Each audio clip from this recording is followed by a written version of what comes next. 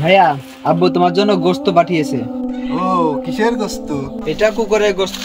কি কুকুরের গোশত? তোর বাবা আমাদের কুকুরের গোশত পাঠিয়েছে? এত বড় সাহস! কুকুরের গোশ? ইমাম সাহেবের সাথে আমার বোঝাপড়া আছে।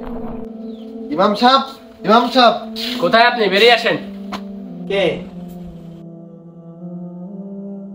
ইমাম সাহেব, আপনার এত বড় সাহস!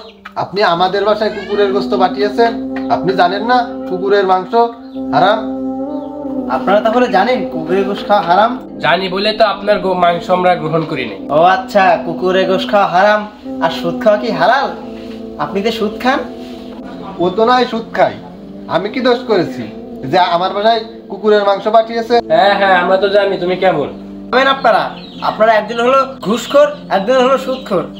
আপনি যে সুদ খান আর আপনি যে ঘুষ খান, আল্লাহর কাছে আপনারা দুজনের সমান অপরাধী। আপনাদের দুজনকে আমি এতদিন ধরে বোঝাচ্ছি, কিন্তু আপনারা শুনছেন না। আজকে আমি এই কাজ করতে বাধ্য হয়েছি।